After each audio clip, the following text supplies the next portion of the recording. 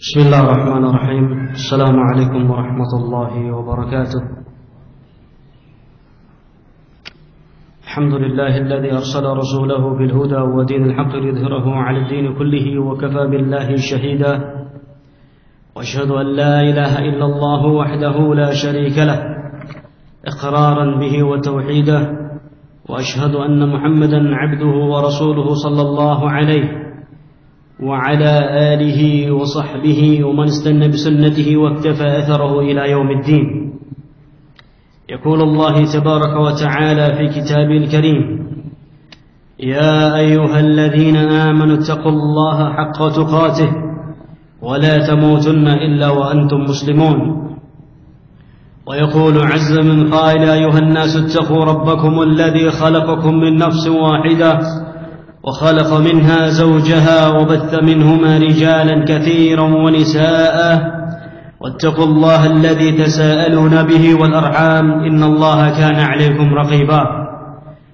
وقال تعالى: يا أيها الذين آمنوا اتقوا الله وقولوا قولا سديدا يصلح لكم أعمالكم ويغفر لكم ذنوبكم ومن يطع الله ورسوله فقد فاز فوزا عظيما. أما بعد، فإن خير الكلام كلام الله تعالى، وخير الهدى هدى محمد صلى الله عليه وعلى آله وصحبه وسلم، وشر الأمور محدثاتها فإن كل محدثة بدعة، فإن كل بدعة ضلالة وكل ضلالة في النار. أعاذني الله وإياكم من النار.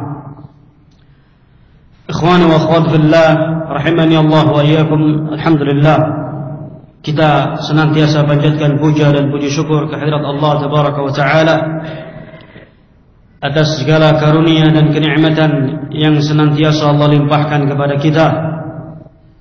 Semoga salawat dan salam senantiasa tercurahkan kepada junjungan kita Nabi Muhammad sallallahu alaihi wa ala alihi wasallam, serta keluarga dan para sahabatnya, dan bagi barang siapa yang mengikuti jejak beliau sampai yaumil qiyamah. Nah, baik, sebelum kita mulai, mohon agak maju, ya, jangan mecar-mecar jauh-jauh. Fadhal, maju. Nggak apa-apa, yang ngaji 5 orang tetap ngaji, ya, mau ngaji 5-10 orang ngaji.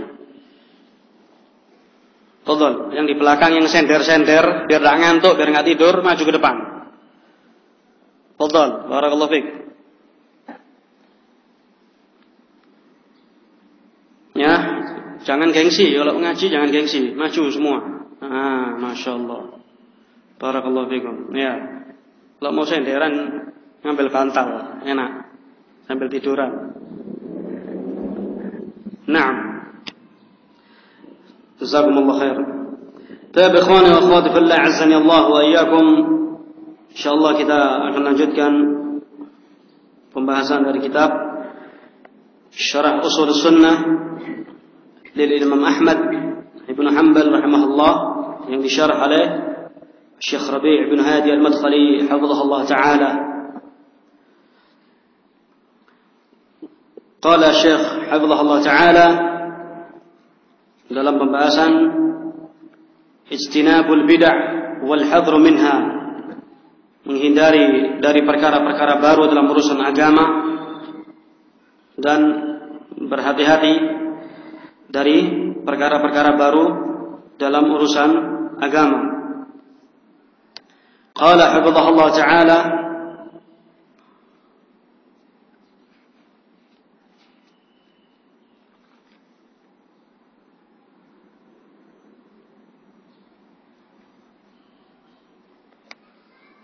ونسأل الله تبارك وتعالى أن يرزقنا وإياكم التمسك بكتابه وتجنب البدع والشبهات والشهوات، وكل بدعة فهي ضلالة أخذها من الحديث: إياكم ومحدثات الأمور فإن كل محدثة بدعة وكل بدعة ضلالة.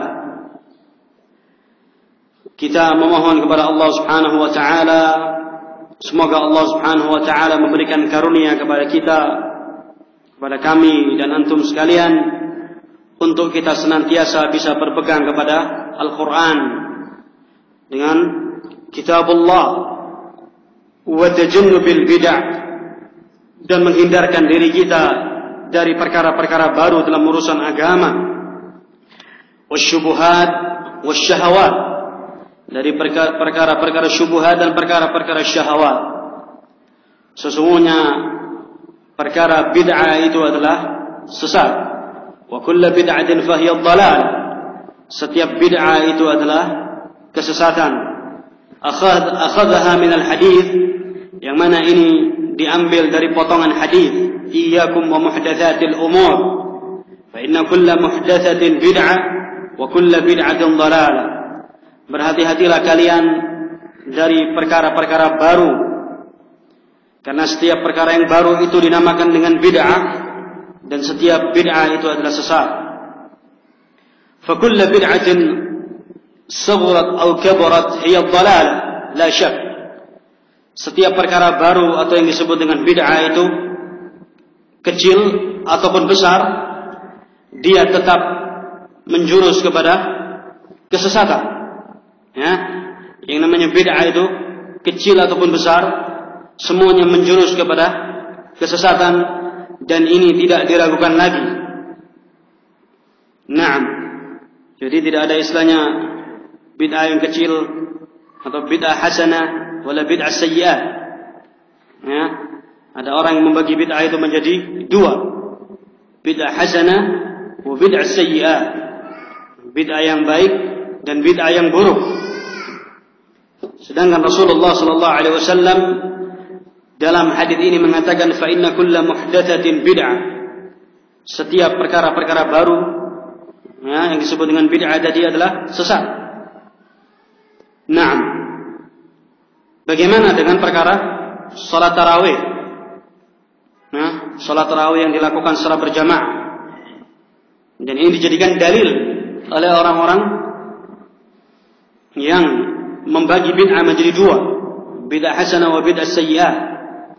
Mereka mengatakan dengan ucapan Umar bin Khattab radhiyallahu anhu, yang ketika Rasulullah sallallahu alaihi wasallam di hari pertama Ramadan beliau salat bersama para sahabatnya, di hari kedua beliau keluar, dan di hari berikutnya Rasulullah tidak keluar sampai beliau wafat. Ya, yang pada akhirnya sahabat ketika itu salat tarawih secara sendiri-sendiri. Sahabat tarawihnya ketika itu sendiri-sendiri. Kemudian Umar bin Khattab radhiyallahu anhu memiliki inisiatif. Sepeninggal Rasulullah SAW, beliau memiliki inisiatif mengumpulkan sahabat di bawah satu imam ketika salat tarawih. Kemudian Umar bin Khattab radhiyallahu anhu mengatakan, ni'matul bid'ah hadhihi. Ya, senikmat-nikmatnya bid'ah itu adalah perkara yang ini, kata Umar. Dalil ini yang dijadikan sandaran, landasan, pijakan oleh orang-orang yang mengatakan bahwasanya bid'ah itu dibagi menjadi dua, yaitu dalilnya perkataan Umar bin Khattab radhiyallahu anhu, ni'matul bid'ah hadhihi. Naam. Apakah salat tarawih secara berjamaah bid'ah? Hah? Bid'ah apa enggak? Apa? Loh, kenapa? Rasulullah berjamaah. Tapi kan 2 kali. Selanjutnya di rumah. Hah? Nah, masih ragu modelnya. Antum? Salat tarawih berjamaah bid'ah. Loh, kenapa?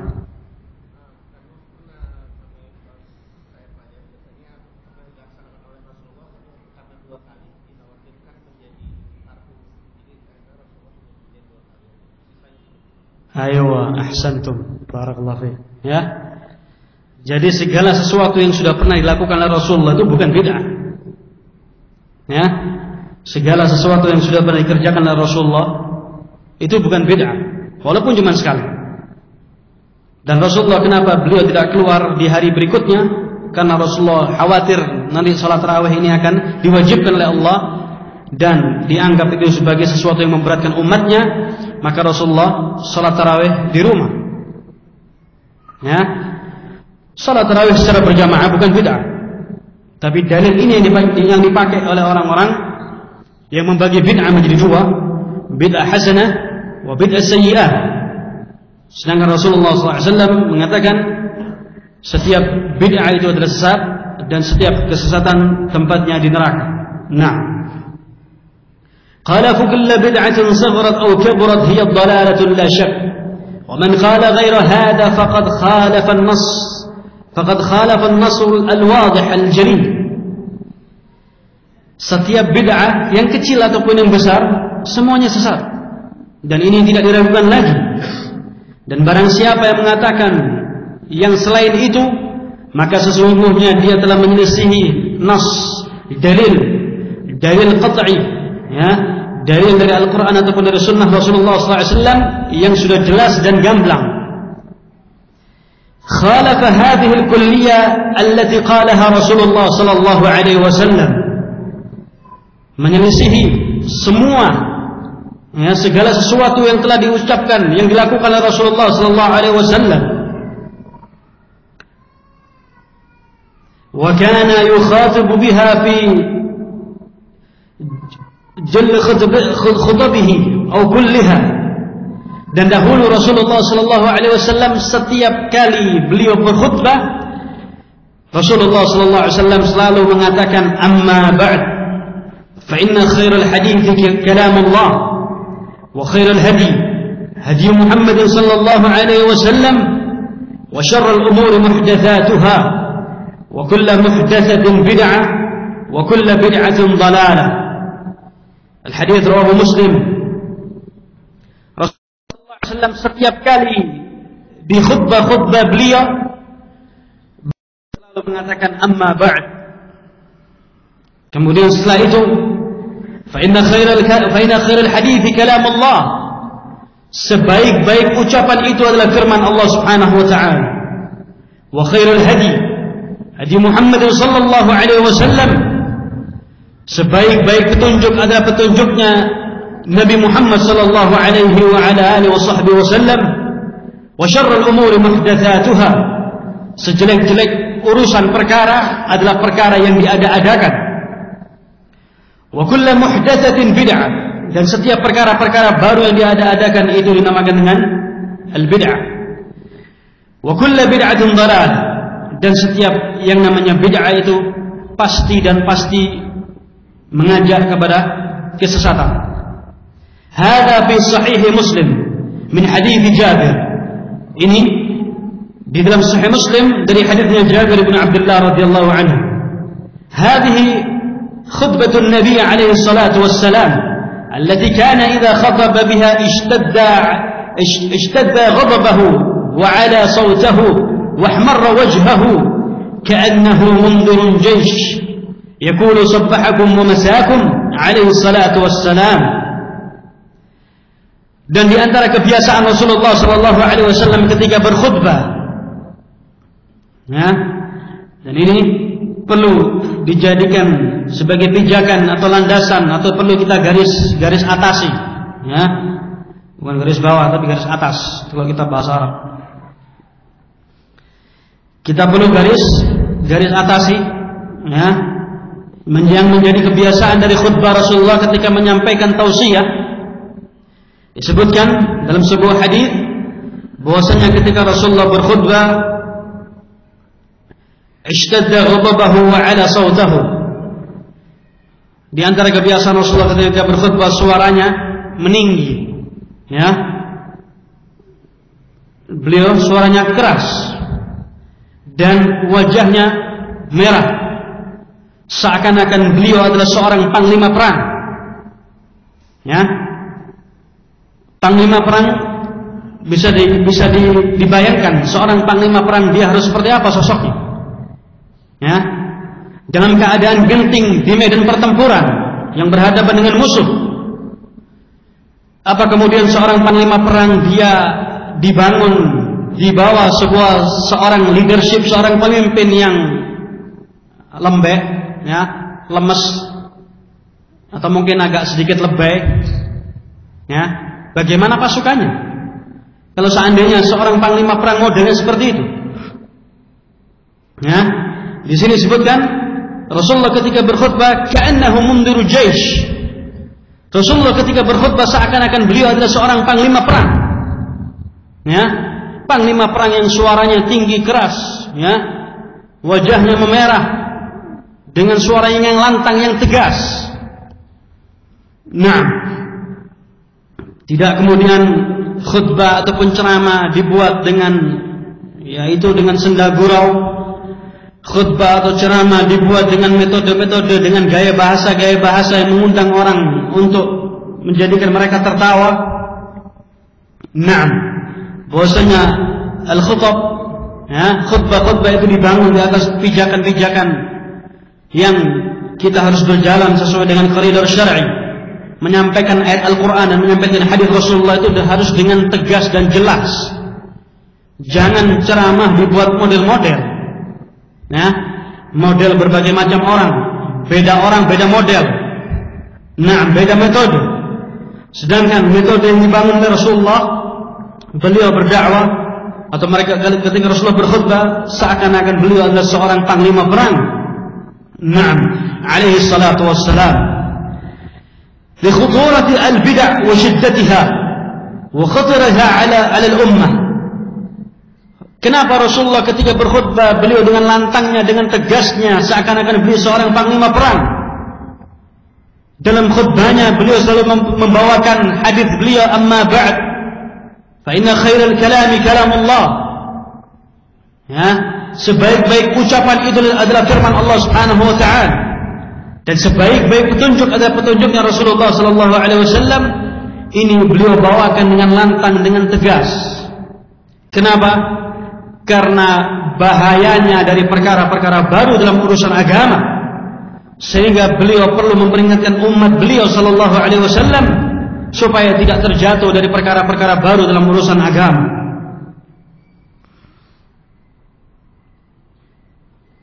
Wa hiya dhalalatun, karena perkara-perkara baru itu adalah perkara-perkara yang menyesatkan. Wa man yaqulu bid'atun hasanah wa bid'atun sayyi'ah هذا مخالف مصادم لهذه الكلية الصادرة عمن لا ينطق عن الهوى. Dan barang siapa yang mengatakan bahwasanya di sana ada bid'ah hasan, sesungguhnya orang ini bertentangan dengan apa yang sudah digariskan oleh Rasulullah sallallahu alaihi wasallam. Ya, orang tersebut berbenturan dengan apa yang telah digariskan oleh Rasulullah sallallahu alaihi wasallam secara keseluruhan, yaitu ucapan yang muncul dari seseorang yang ma'sum, yang dijaga oleh Allah Subhanahu wa taala, yang mana perkataan beliau sallallahu alaihi wasallam la yantiqu 'anil hawa in huwa illa wahyun yuha. Ucapan Rasulullah sallallahu alaihi wasallam itu adalah sabda Rasulullah SAW itu adalah wahyu yang diturunkan oleh Allah Subhanahu wa taala. Nah, bagaimana ucapan beliau sallallahu alaihi wasallam yang mana ini adalah wahyu yang diturunkan oleh Allah, sebuah petunjuk. Apakah ada orang-orang yang mereka mencoba untuk menentang dari ucapan atau wahyu Allah Subhanahu wa taala? Mereka mengatakan bahwasanya bolehlah kita melakukan perkara-perkara yang baru, yang penting kan baik. Selama perkara itu perkara yang baik, berbau agamis, labas, boleh. Nah, sesungguhnya ini semua bertentangan atau bertabrakan dengan sabda Rasulullah sallallahu alaihi wasallam, yang mana sabda Rasulullah sallallahu alaihi wasallam itu dibangun atau wahyu yang diturunkan oleh Allah Subhanahu wa taala. Ma'al asaf asy-syadid, ya, yaitu perkara yang sangat disayangkan. ومنهم من يقسم البدع إلى واجبات ومستحبات ومكروهات ومحرمات يعني الأحكام الخمسة. Ada di antara mereka yang membagi perkara bid'ah itu menjadi 5 dari perkara-perkara hukum-hukum syariat. Ya, ada yang mengatakan perkara bid'ah, ada yang perkara yang wajib, mustahab, ada yang makruh, ya, ada yang muharram. Naam. Wa hadha ghalatun. Fa inna al-wajib la yathbutu illa bid-dalil. Sesungguhnya perkara ini adalah perkara yang keliru.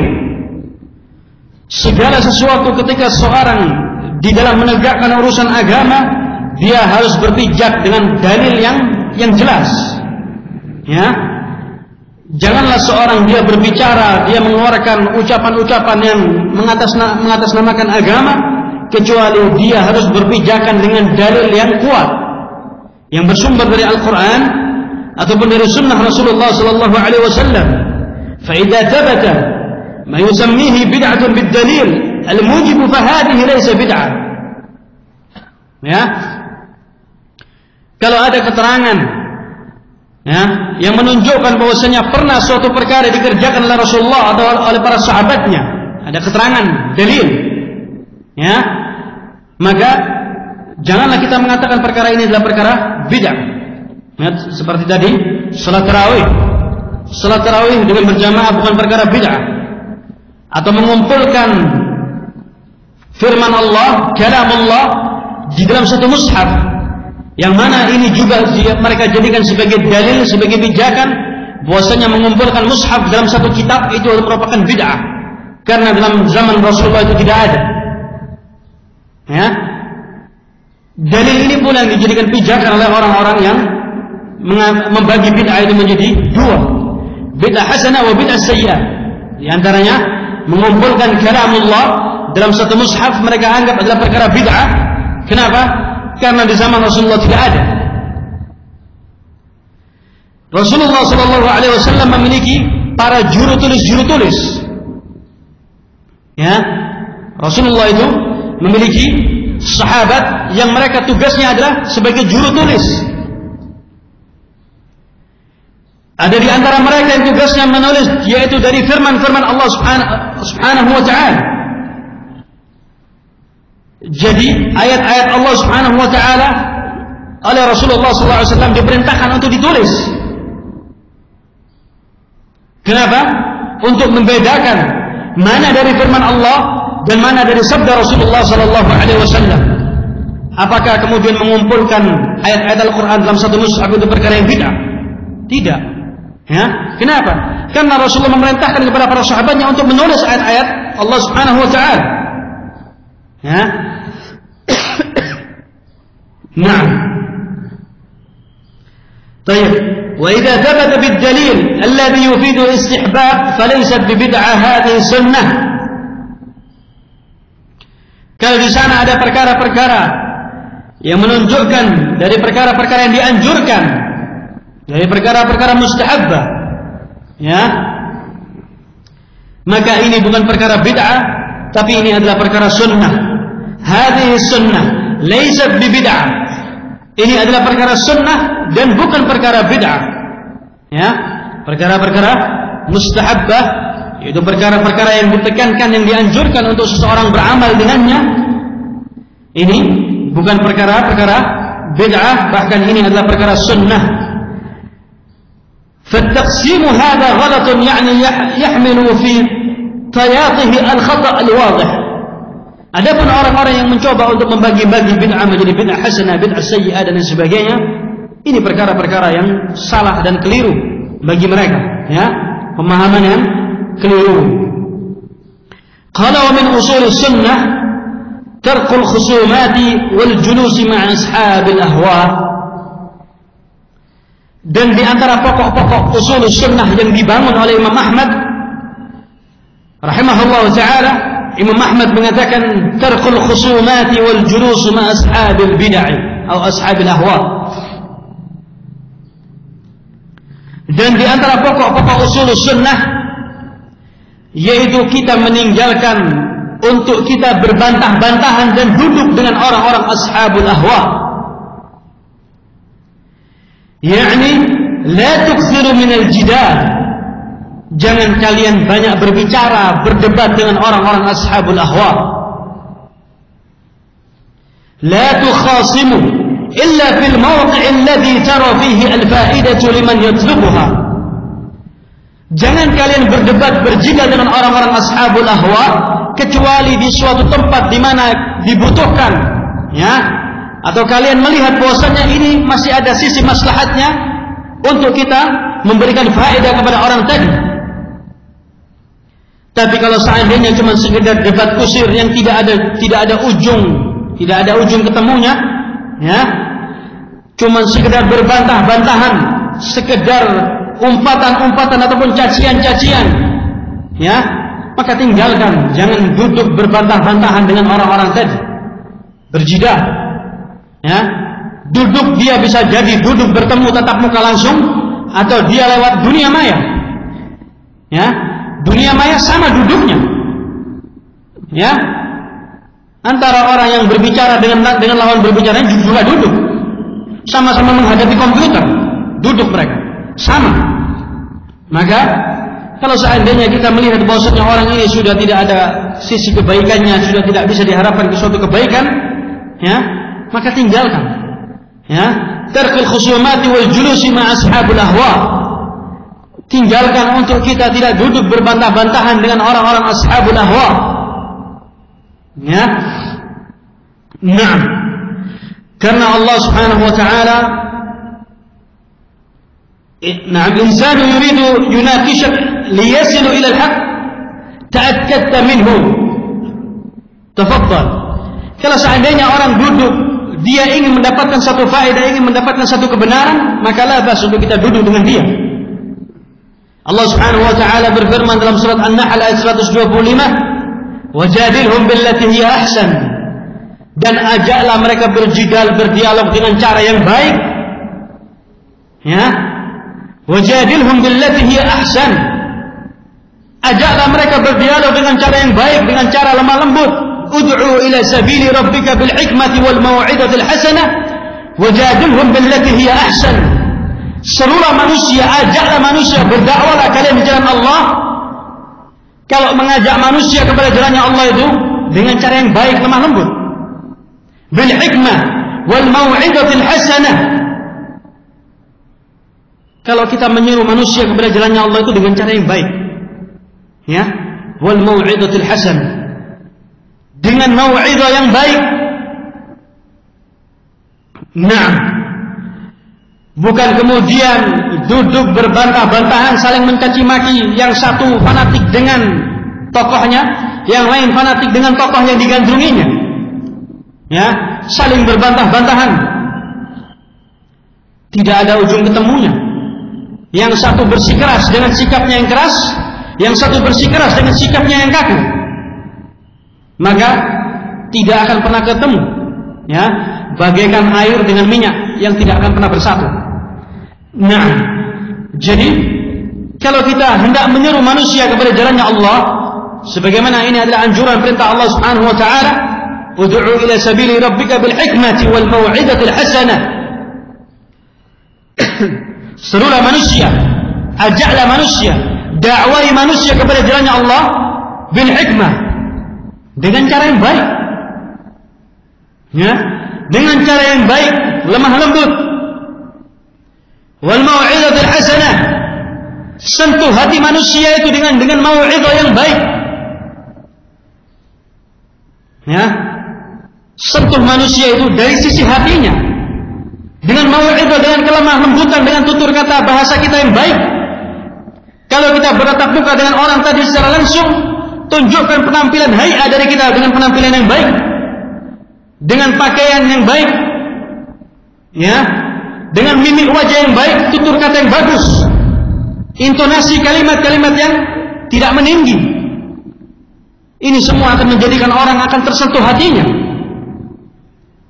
Tapi ketika seorang berbicara dengan sisi, dengan dari cara dia berpakaian sudah arogan, ya, pakaiannya arogan, mungkin pakai celana pendek, ya, pakai kaos bola, wala pakai baju yang nggak ada tangannya.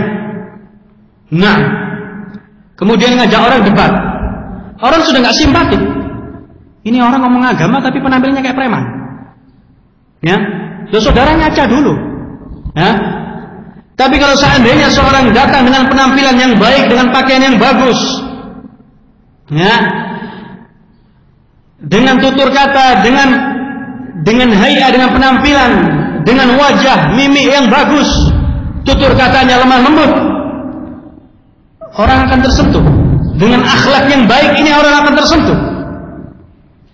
Tapi kalau akhlaknya sudah buruk, orang sudah antipati. Orang sudah antipati melihat akhlaknya buruk, tutur katanya kasar, tutur katanya jelek, ya, jorok. Lebih-lebih dengan penampilan yang arogan, orang sudah nggak simpatik. Walaupun dakwah yang disampaikan benar, orang nggak simpatik. Ya, sekali lagi, walaupun yang dibawakan Al-Quran, qala Allah wa qala Rasul wa qala sahabat, tapi kalau seandainya dia membawakan dengan penampilan yang tidak baik, orang nggak simpatik. Ya, nah, karena Allah Subhanahu Wa Taala menganjurkan kepada barang siapa saja yang dia mengemban misi dakwah, hendaklah dia itu bertutur kata dengan cara yang baik. Wal mau'izatul hasanah, al mau'izah yang bisa menyentuh hati seseorang. Cobalah sekali-kali kita ini memberikan mau'izah, memberikan ceramah kepada orang lain yang bisa membuat orang lain menangis. Ya, pernah nggak kita mungkin duduk dengan orang, berbicara dari hati ke hati, menjadikan hatinya tersentuh dan dia menangis? Ya, jangan jadi orang sudah merasa paling benar, kemudian pokoknya apa yang disampaikan oleh dia mau diterima nggak diterima urusan belakang. Yang penting saya sampaikan hujjah. Ya, saya berbicara qala Allah wa qala Rasul wa qala sahabat, tapi Anda tidak mendengarkan. Apa yang salah? Yang salah adalah dari tutur kata yang tidak baik, intonasinya mungkin nggak baik, atau mungkin mukanya sebagai seorang yang mujrim.